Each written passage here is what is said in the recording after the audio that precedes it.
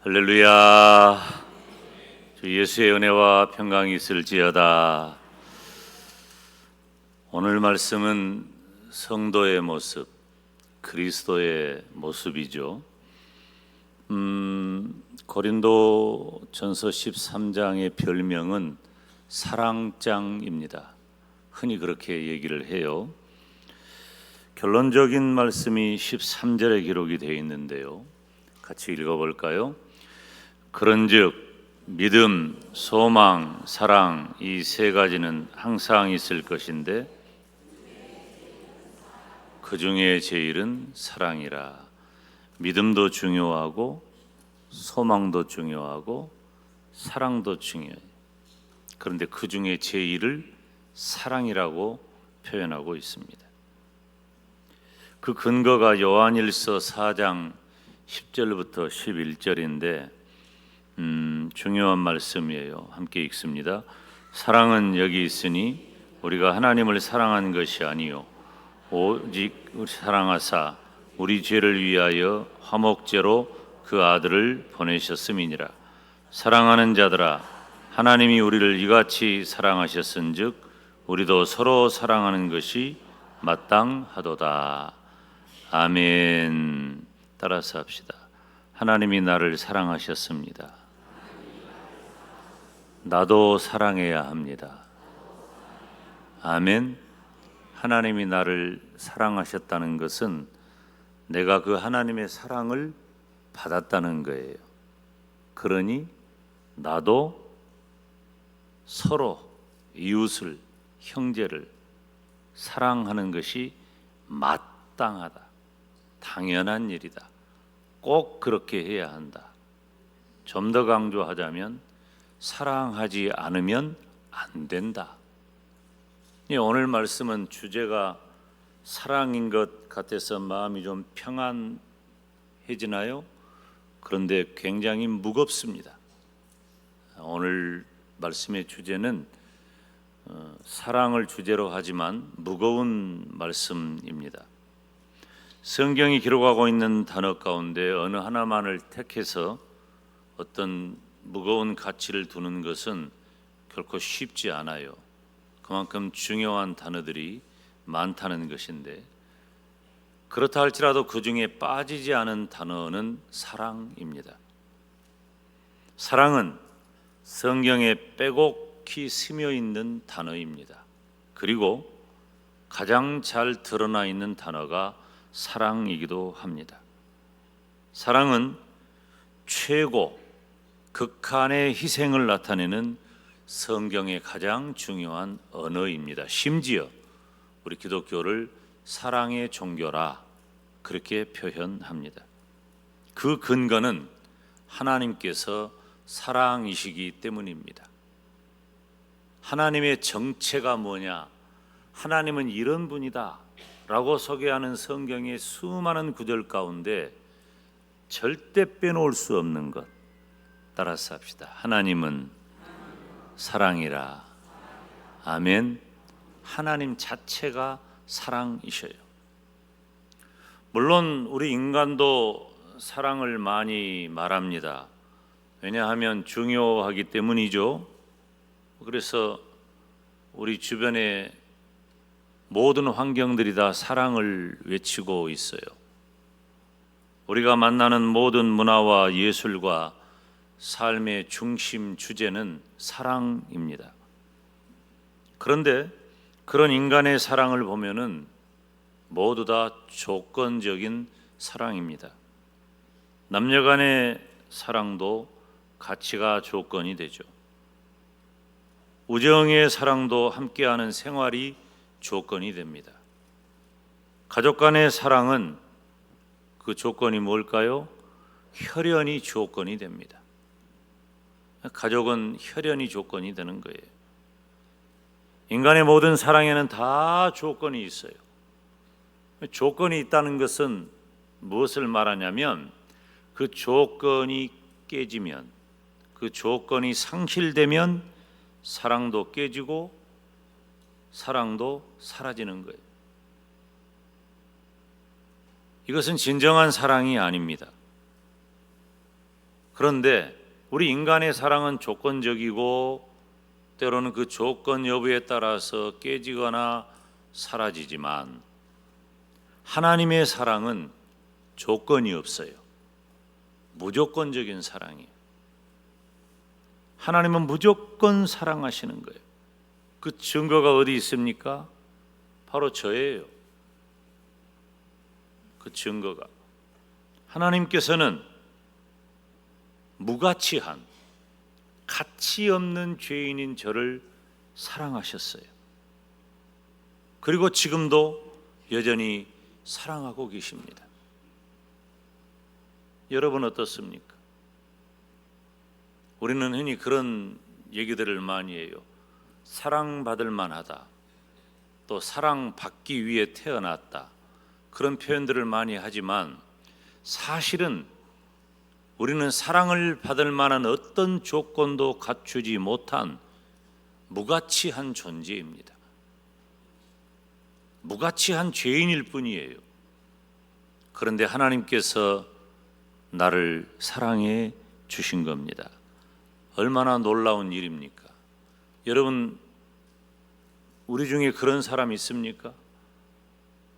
나를 향해 배반하고 나를 향해서 사랑할 만한 모든 조건들을 다 깨뜨리고 그런 사람을 내가 무조건 사랑할 수 있을까요? 이건 인간의 개념으로는 이해할 수 없는 일입니다. 우리는 다 조건부예요. 그래서 내 마음을 불편하게 하면 그 사람과 불편해지는 것이 이치입니다. 내 마음을 불편하고 힘들게 했음에도 불구하고 변하지 않는 마음을 가지고 있다면 그건 정말 위대한 사람이죠. 그런 사람은 많지 않아요. 그런데 사랑하는 성도 여러분, 우리의 신분이 문제가 되는 거예요. 내 정체가 문제인 거예요. 그렇게 살기에는 나는 예수님을 믿는 성도, 하나님의 사랑을 받은, 하나님의 사랑을 받아버린 성도라는 거예요. 하나님의 사랑을 받은 그리스도인이기 때문에 내 이름은 성도이고 내 이름이 그리스도인이기 때문에 우리가 어떤 모습으로 살아야 할까요? 사랑하는 성도로 살아야 되는 겁니다. 지금 이 시대는 다 조건이라니까요. 무조건은 없어요. 무조건. 저와 여러분은 그런데 헤아릴 수 없는 하나님의 무조건적인 사랑을 받았어요. 이 이해할 수가 없는 사랑을 우리는 이미 받은 사람이에요. 저와 여러분에게는 하나님께서 베푸신 사랑의 흔적이 있습니다. 하나님께서 베푸신 사랑의 흔적은 바로 믿음과 소망입니다.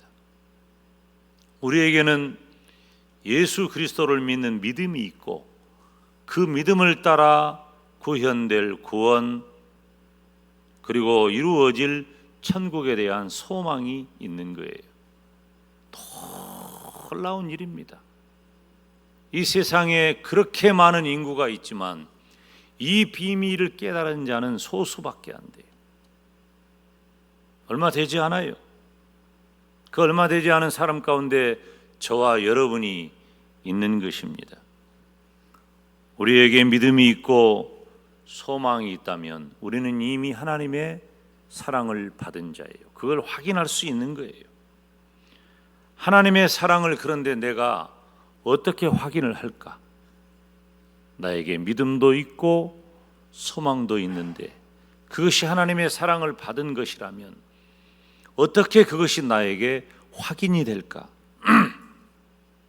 성경을 보면 요한일서 4장 11절 마지막 부분에 보면 따라서 합시다. 우리도 서로 사랑하는 것이 마땅하도다. 우리가 서로 사랑하는 것이 마땅하다는 것입니다. 그것이 나를 향한 내게 베풀어 주신 내가 받은 하나님의 사랑을 확인하는 거예요. 우리가 서로 사랑하는 것을 통해 내가 받은 하나님의 사랑을 확인할 수 있다는 것입니다. 나는 마땅히 사랑하고 있는가? 아니면 사랑이라고 하는 생각만 해도 너무도 좋은, 너무도 복된 그 단어를 불편해하고 있는가? 목사님이 사랑에 대한 설교를 하는데 내 마음에 걸리는 게 있어. 목에 탁 걸려 있는 것처럼 이게 불편해. 이 설교가 뭔가 꺼림칙해. 해결하지 못한 그 무엇 때문에 성가셔. 여러분, 제가 주님의 이름으로 축복하는데 누구든지 언제든지 서로 사랑하는 성도가 되시기를 축원합니다. 여러분, 그런 사람이 진짜 복받은 사람이에요. 서로 사랑하는 거예요. 여러분, 이 시대에 실종된 것 중에 하나가 사랑이잖아요. 그런데 우리가 사랑한다면 얼마나 복된 사람이냐, 그거예요. 그리스도인 된 성도된 저와 여러분의 모습은 서로 사랑하는 거예요. 사랑하는 성도가 되는 거예요. 사랑하는 성도가 되시기를 주님의 이름으로 축원합니다. 사랑하는 성도인 저와 여러분, 그리스도인의 모습을 오늘 본문이 기록하고 있잖아요. 우리가 아까 읽었던 오늘 본문 4절부터 8절 지금 몇 번 계속 읽을 거예요. 우리가 함께 읽겠습니다. 시작. 사랑은 오래 참고, 사랑은 온유하며 시기하지 아니하며, 사랑은 자랑하지 아니하며 교만하지 아니하며 무례히 행하지 아니하며 자기의 유익을 구하지 아니하며 성내지 아니하며 악한 것을 생각하지 아니하며 불의를 기뻐하지 아니하며 진리와 함께 기뻐하고 모든 것을 참으며 모든 것을 믿으며 모든 것을 바라며 모든 것을 견디느니라. 사랑은 언제까지나 떨어지지 아니하되 예언도 패하고 방언도 그치고 지식도 패하리라. 아멘. 우리가 사랑에 대해 말을 하면서 제가 오늘 말씀의 서두에 무겁다 그런 표현을 썼는데, 그 이유는 사랑은 이렇게 시작된 오늘 본문이 우리를 좌절하게 만들기 때문이에요. 어느 무엇 하나 쉬운 게 없어요. 이 사랑 노래는 부르기도 좋고 듣기도 좋은데, 사랑이라고 하는 말은 하기도 좋고 듣기도 좋고 보기도 좋은데, 정작 오늘 본문을 대할 때 어느 무엇 하나 쉽지가 않아요. 사실 오늘 본문에 있는 이 말씀은 볼까요? 사랑은 오래 참고 됩니까? 이거 되는 분 있으면 기적입니다. 사랑은 온유하며 시기하지 아니하며 자랑하지 아니하며 교만하지 아니하며 무례히 행하지 아니하며, 뭐 더 읽을 것도 없어요. 첫 번째부터 걸리니까 불가능해요. 불가능한 것은 안 된다는 말이에요. 성도가 되었다고 해도 사랑하는 것, 사랑하며 사는 것은 불가능한 일입니다. 안 되는 거예요. 그런데 우리 기독교의 대표 언어가 사랑이잖아요. 하나님이 사랑이시고 우리가 그 하나님의 사랑을 받았고 또 하나님께서 우리에게 서로 사랑하라고 명령해 주셨어요. 그런데 우리가 사랑은 안 된단 말이에요. 불가능해요. 불가능한 것은 못한다고 해야 돼요. 그럼에도 불구하고 성도는, 진정한 그리스도인의 모습은 무엇입니까? 사랑하며 사는 겁니다. 이게 엄청난 일이에요. 우리가 사랑하며 산다는 것, 이게 그냥 뭐 아기랑 자기랑 뭐 이렇게 사랑하며 그런 정도가 아니에요. 이스라엘 백성들이 무엇에 매여 사냐면 율법에 매여 삽니다. 법에 매여 살아요. 이 법에 매여 산다는 것은 법을 지킨다는 거거든요. 그러니까 법은 지키지 않으면 벌 받게 돼 있어요. 그래서 법이냐 아니냐를 따지는 건 굉장히 힘든 일이에요. 근데 이스라엘 백성들이 그 율법을 그렇게 무서워하고 그렇게 지키려고 하고 그렇게 애를 썼어요. 그런데 예수님께서는 그 율법을 재해석하십니다. 어떻게 재해석하셨을까요? 마태복음 22장 37절부터 40절까지 보면 이렇게 우리 주님은 율법을 재해석하십니다. 함께 읽겠습니다. 예수께서 이르시되 네 마음을 다하고 목숨을 다하고 뜻을 다하여 주 너의 하나님을 사랑하라 하셨으니 이것이 크고 첫째 되는 계명이요 둘째도 그와 같으니 내 이웃을 내 자신같이 사랑하라 하셨으니 이 두 계명이 온 율법과 선지자의 강령이니라. 아멘.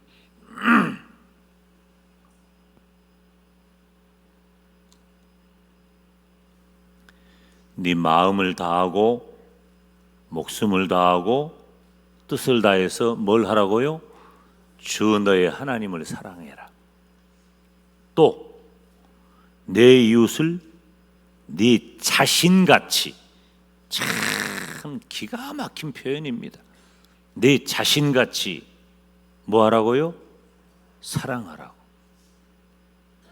예수님께서 율법을 재해석하신 겁니다. 하나님을 사랑하고 나의 이웃을 사랑하며 살아가라는 거예요. 이것이 성도, 그리스도인의 모습이에요. 그런데 주목할 만한 예수님의 가르침이 있는데 내 이웃을 내 자신같이 사랑하라. 참 무겁고 무서운 말입니다. 그러니까 불가능한 거죠.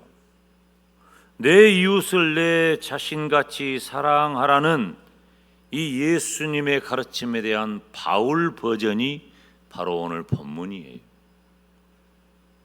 오늘 본문은 사랑을 어떻게 표현합니까? 의인화합니다. 사랑을 의인화해서 사랑이 무언가를 설명하는 거예요. 사랑은 오래 참고, 사랑은 온유하며, 사랑은 시기하지 아니하며, 사랑은 자랑하지 아니하며, 사랑은 교만하지 아니하며, 사랑은 무례히 행하지 아니하며, 사랑은 자기의 유익을 구하지 아니하며, 사랑은 성내지 아니하며, 사랑은 악한 것을 생각하지 아니하며, 사랑은 불의를 기뻐하지 아니하며, 사랑은 진리와 함께 기뻐하고 모든 것을 참으며 모든 것을 믿으며 모든 것을 바라며 모든 것을 견디느니라. 여러분 이렇게 얘기하니까 얼른 안 다가와요. 그러면 좀 역발상을 해보려고 해요.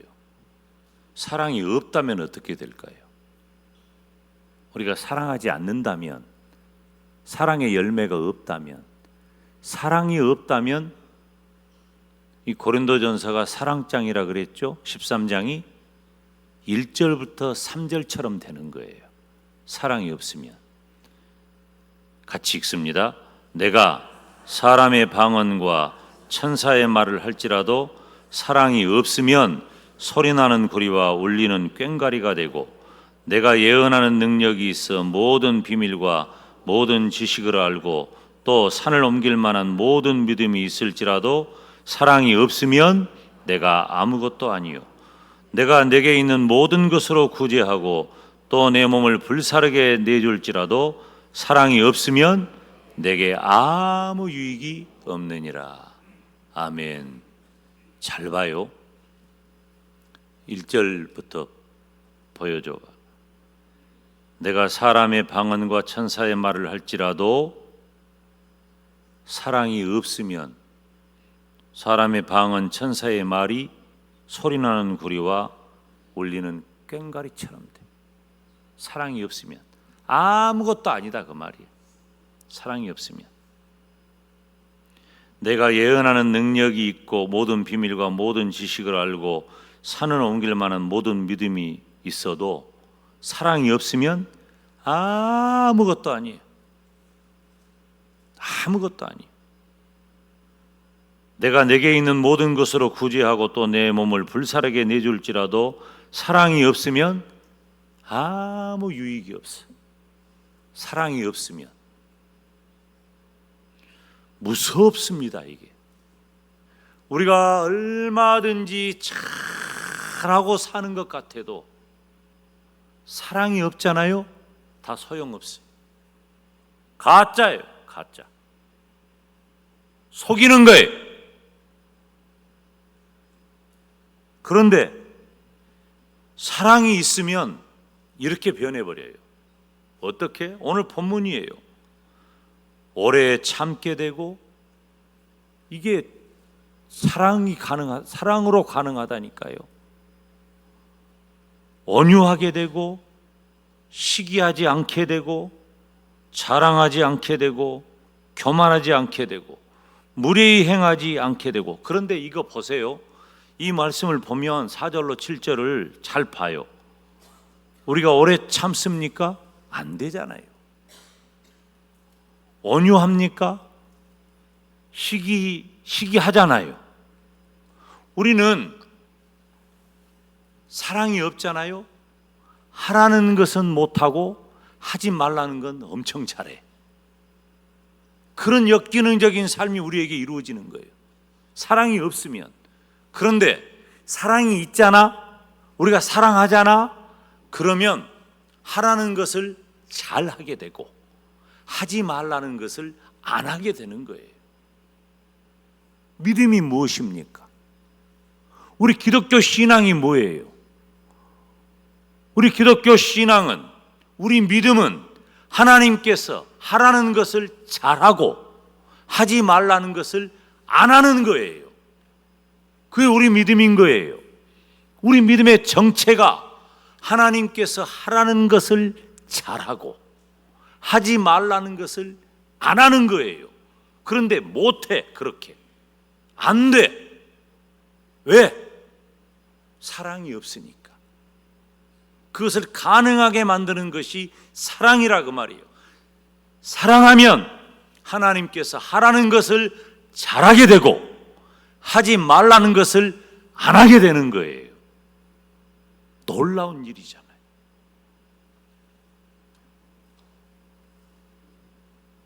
두 가지만 잠깐 살피고 나중에 또 기회가 있으니까.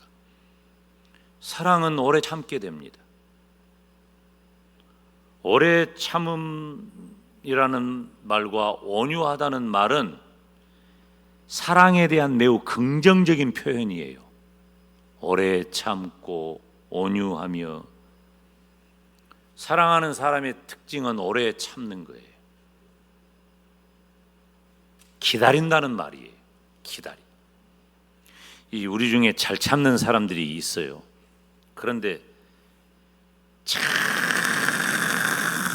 참다가 내가 그냥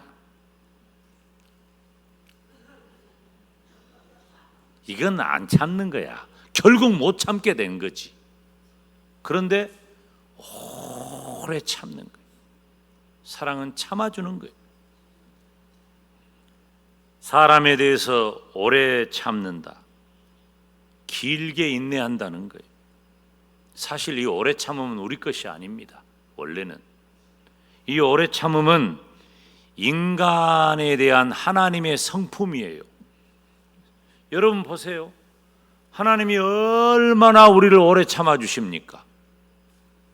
오늘 제가 사실 그 이름을 부르려고 그랬어. 오늘 어떤 사람 이름을. 가끔 왔다 갔다 하는 성도가 한 분이 있어서 내가 마음에 계속 걸린 분이 있어.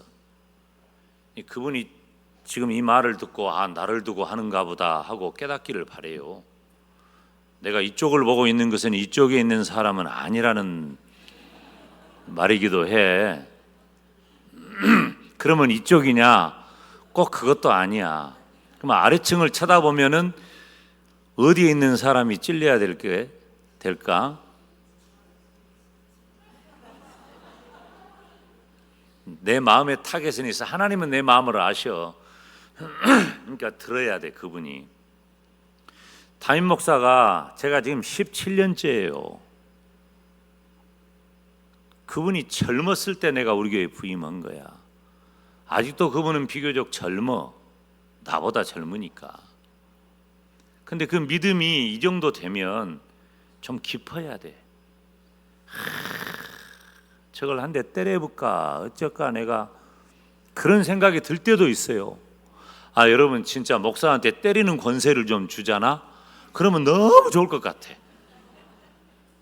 때려도 문제가 안 되는 권세를 좀 주면은 그냥 어쩌다 한 번씩 매도 좀 때리고 여러분 유익을 위해서 그런 거예요. 내 화풀이 하려고 그런 게 아니고.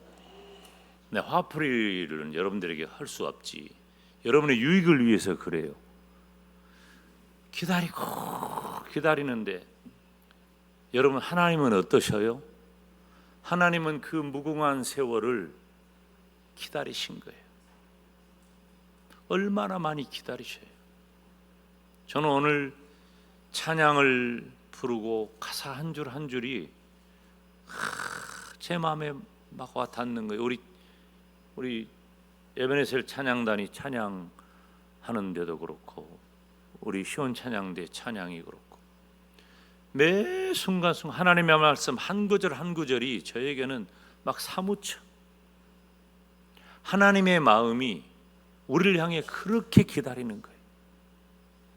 그래서 결국은 예수 그리스도를 이 땅에 보내셔서 그분을 죽게 하심으로 우리의 죄값을 지불하시고 저와 여러분을 구원해 주셨잖아요. 근데 우리는 도대체 그 사랑을 안다고 하면 여러분 우리에게는 믿음과 소망이라고 하는 그 흔적이 있다 그랬잖아요. 그렇다면 우리가 사랑해야 돼. 하나님은 그렇게 우리를 기다려 주셨어. 그렇게 기다려 주신 거예요. 지금도 기다리셔요.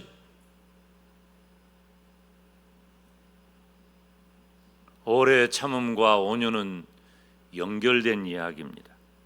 사람에 대하여 친절하고 부드러운 행위를 사랑의 소유자가 오래 기다릴 줄 아는 거예요. 또 한 가지는 무례히 행하지 않는다 그랬어요. 이 무례하다는 말은 부적당한 태도로 버릇없이 행동하는 것을 무례하다 그래요. 다른 사람의 배려가 없어. 그래서 자기 자랑과 교만에서 나오는 것이 무례함이에요. 여러분, 우리가 무례해도 된다는 사람은 아무도 없습니다. 제가 정말 놀란 사람이 있어요. 언젠가도 내가 설교할 때 한번 언급을 했는데 저는 그분을 아주 어려서부터 매우 오랫동안 봤어요. 모든 걸 잘 알죠. 얼마나 충성하고 열심히 하고 겸손한지를 제가 너무 잘 알지. 근데 그 집이 형편이 갑자기 확 바뀐 거야. 모든 것이 좋아졌어. 그것은 목사의 기도 제목이기도 해요. 안 믿어지십니까? 여러분의 모든 것이 좋아지는 게 이 담임 목사의 기도의 제목이에요. 항상 기도하지. 건강이면 건강, 물질이면 물질, 평안이면 평안, 여러분의 미래면 미래, 자녀면 자녀. 기도 아닌 것이 없잖아. 다 모든 것이 잘 되기를 바라잖아. 근데 진짜 너무너무 갑자기 여러분 사람의 삶이 그렇게 바뀐다는 게 여러분들은 또 그런 생각하면 안 돼요. 로또가 됐나? 그것 아니에요. 때가 되니까 그 집안이 이 그동안 준비해왔던 것 그리고 노력해왔던 것들이 결실이 드러나는 거예요. 확연하게 달라지는 모습이 보여요. 너무 잘 됐지. 근데 어느 순간에 제가 당황했어요. 그분의 태도가 바뀌어 있는 거예요. 사람들에 대해 무례한 모습을 보이는 거예요. 여러분 염려하지 마세요. 오늘 예배를 드리는 분 중에 그분은 없습니다. 제가 어렸을 때부터 함께 생활했다고 했잖아요. 또 그랬다고 누구라고 짐작할 필요도 없어요. 알 필요도 없고. 천국에 가신 분도 있고 그분 중에 너무 내 마음이 안타까운 거예요. 하나님이 정말 좋게 해주셨는데 그 좋게 해준 것 때문에 그분의 삶이 오히려 영적으로는 더 안 좋아진 거예요. 무엇이 유익일까요? 자기의 유익은 사랑과는 정반대되는 자기주의, 이기주의를 말해요. 자기의 것만을 추구하는 겁니다. 사랑은 100% 철저히 이타적인 겁니다. 그리고 그것이 곧 나를 위한 거예요. 내용이 다르죠. 나를 위한 것이라는 말에 자기주의, 이기주의 없어요. 사랑하는 여러분, 그리스도인의 모습은 사랑하며 사는 겁니다. 사랑하며 살아야 그리스도인이에요. 하나님을 사랑하면 사람을 사랑하게 되어 있어요. 하나님을 사랑하면서 하나님을 사랑한다고 하면서 사람을 사랑하지 못하면 가짜예요. 우리는 온유함으로 오래 참고 무례하지 않는 배려의 사랑이 충만하시기를 주님의 이름으로 축원합니다. 기도하겠습니다.